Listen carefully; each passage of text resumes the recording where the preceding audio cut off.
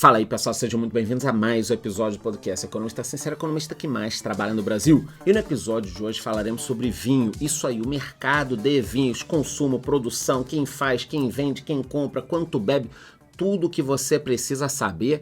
Lembrando que eu já gravei um episódio sobre cacau, preço disparou, sobre azeite, preço disparou, e hoje sobre vinhos. Depois teremos um episódio sobre café, tá imperdível aqui hoje. Só que antes de eu começar, você já sabe, se inscreva nessa rede e me diga nos comentários. E aí, bichão, você gosta de vinho, bebe vinho, não gosta, tem alguma preferência? Me diga aí nos comentários. Pois é, galera, falaremos sobre a produção de vinhos, começando pelo Brasil. Então, por aqui, a produção de uvas em São Paulo aumentou mais de 720%. Olha que interessante. E por que isso aconteceu? Tem motivo. Aumento do mercado de turismo, de vinícolas, alta qualidade da região, alta quantidade de chuva, manejo específico para o crescimento que está acontecendo aí em São Paulo, é que estamos vendo um aumento da produção. O que os caras estão fazendo? O que já se faz há 2000 anos na Europa. Você pega uma vinícola, ao redor constrói um hotel, um restaurante, traz a pessoa para a região. A pessoa conhece, bebe o vinho, aí o sujeito tem um restaurante, compra ali. Quer dizer, por aqui no Brasil, como o mercado ainda é muito pequeno, qualquer crescimento fica grande. Isso da produção de vinhos em São Paulo. E o consumo? Como anda no Brasil? O que está acontecendo? Bom, a gente vai falar do consumo no final, mas em relação ao consumo de bares e restaurantes, a situação já não está tão boa. Então, o número de bares e restaurantes com prejuízo em janeiro, aumentou 60%. Então, olha como a situação não está tão boa. Quer dizer, de um lado você produz, é bacana e tal, do outro, cara, os bares e restaurantes estão penando. Eu vivo reclamando aqui da violência no Brasil. Tudo bem, eu reclamo de muita coisa, mas é óbvio que tem impacto da violência. Não é só a violência, vamos lá, tem outros motivos, eu vou até falar aqui sobre esses motivos, mas, pô, cara, São Paulo, você tá com medo de sair. Você não sai do trabalho para tomar um chopp com os amigos ali no meio da rua em pé. Vão roubar teu relógio, vão roubar teu celular. Vai tomar um pescotapa. No Rio também. Ah, mas eu ainda vou. Tudo bem, você vai, mas é assaltado. Então a violência atrapalha. Só a violência? Não. Outro fator interessante é esse daqui, ó. A nova vida noturna. Geração Z está bebendo menos e indo para casa antes da meia-noite. Então, existe uma geração que quer chegar em casa cedo, não está bebendo bebida alcoólica, vinho, vodka, tequila. É a turma do leite com pera, kombuchá, nem aquela caipirosca de kiwi com morango, que todo mundo tinha um amigo que bebia, você sacaneava, nem isso. Os caras estão no kombuchá, estão no leite com pera. É isso. Acabou. Algum drink sem álcool. Por favor, Joaquim, o senhor tem um drink sem álcool? Porra.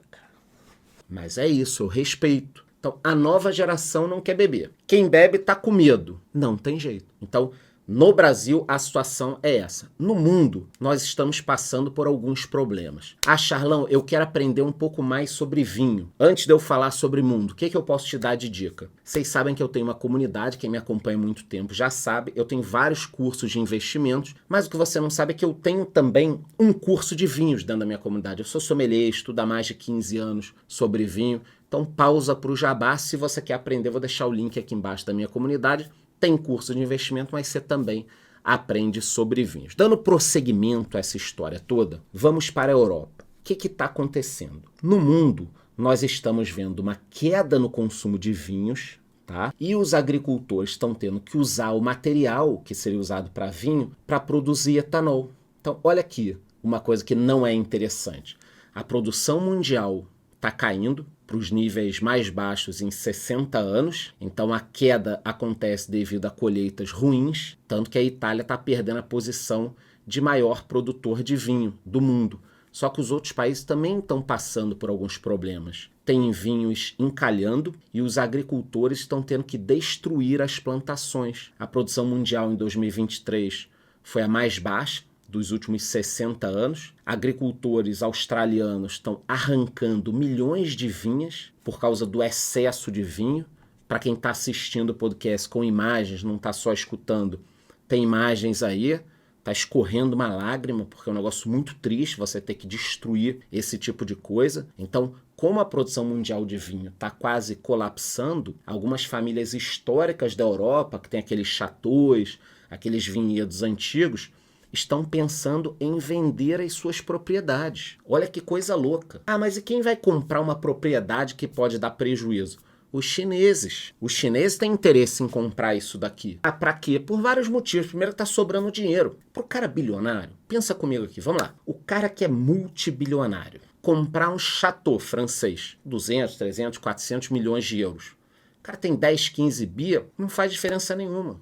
Então, existe esse problema, tá? A região Bordeaux, Borgonha, os franceses não gostam de vender para estrangeiros. Então vocês têm que entender que o momento no mundo é delicado. Você tem um problema na produção e você tem um problema no consumo. Aí, meu amigo, o problema deu match, dois problemas gigantescos. Por 400 milhões de garrafas a mais, a França declarou guerra ao seu vinho. Então o governo francês está comprando 215 milhões de dólares em vinho para transformá-lo em álcool.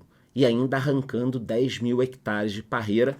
Para quê? Para segurar o preço da bebida. Você vai diminuir a produção. Então os franceses estão comprando vinho para destruir e destruindo vinhedos. A Itália está caindo, né, a produção, conforme eu disse, mas ela em 2022 foi o maior produtor de vinho, seguido pela França, Espanha, Estados Unidos, que aliás faz um belíssimo vinho na Califórnia, já visitei, Napa e Sonoma. Depois a Austrália, que também tem vinhos excepcionais como Shiraz, Chile, Argentina, África do Sul, Alemanha, Portugal, Rússia, China, Nova Zelândia, Romênia e depois o Brasil. Então, o Brasil está lá atrás, mas nós temos capacidade de crescer. Agora eu vou falar sobre o consumo. Falei sobre a produção, o problema, o consumo. Olha que coisa interessante. No passado, se bebia muito vinho. O sujeito abriu uma garrafa, Portugal, Espanha, Argentina. O cara abriu uma garrafa e ia bebendo ao longo do dia. A pessoa tomava uma garrafa. Tanto que o consumo era muito maior. É gritante a diferença. Olha isso daqui. Em 1964, o consumo em Portugal por ano era de 154 litros por pessoa. Na França, 147, Itália, 132 e Argentina, 119. Isso para a gente ficar só nos países que consomem mais de 100 litros. Então, nós temos 4 países com mais de 100 litros, de destaque Portugal, 154 e França, 147. Já em 2021, Portugal caiu para 51 litros, França 46, Itália 43. Então olha que loucura, os caras tomavam 150 litros, agora estão tomando 50. Fica até difícil de acreditar nisso daqui, nesses números, mas realmente acontece. Até porque Portugal, Espanha, França, o vinho é muito barato. Portugal, Espanha, o vinho, se bobear, em alguns mercados é mais barato que a Coca-Cola, em determinado mercado. Tanto que quando eu fiz o caminho de Santiago de Compostela na Espanha, eu tomava uma garrafa por dia à noite, 1,50, 2 euros, 3 euros no máximo. E aqui no Brasil, como é que está o consumo? Bom, aqui no Brasil, nós conseguimos ter um aumento durante a pandemia, que foi até complicado no mundo inteiro, né? Muita gente consumindo bebida, droga e tal, porque as pessoas estavam trancadas em casa. Mas aqui no Brasil nós vemos um aumento, tá aí, ó, depois da explosão do consumo de vinhos, chegou a vez da ressaca, então nós vemos um aumento muito grande. Depois o mercado caiu 20% em 2023, mas o consumo é esse. O consumo é de 2,6 litros por pessoa. Eu vou repetir, 2,6 litros por pessoa, enquanto Portugal e Itália estão ali na faixa dos 50 litros. Fora essa questão da importação irregular de vinhos no sul do Brasil. Não é importação, é muamba. Então a Polícia Federal tenta combater, é difícil combater. O vinho aqui no Brasil é muito caro. Eu acho que vinho deveria ter preço de alguns alimentos que não têm impostos, porque eu considero o vinho um alimento, mas aí paciência. O vinho tem cultura, tem uma série de coisas, história, tem toda a questão da educação no vinho. É um negócio muito bacana, eu sou suspeito para falar. Mas aqui no Brasil, então, o consumo é de 2,6 garrafas. E eu não sei o impacto desse contrabando aí, se tem um peso muito grande. Porque aqui no Brasil o vinho é caro. E o vinho que é caro, aqui é muito mais caro.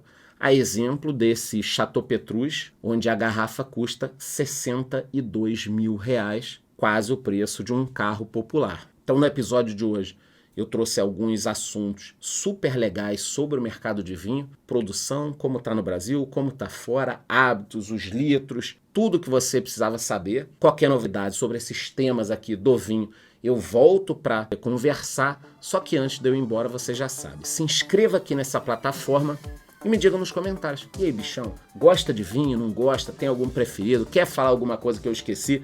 Me diga aqui nos comentários, é isso, te vejo no próximo episódio.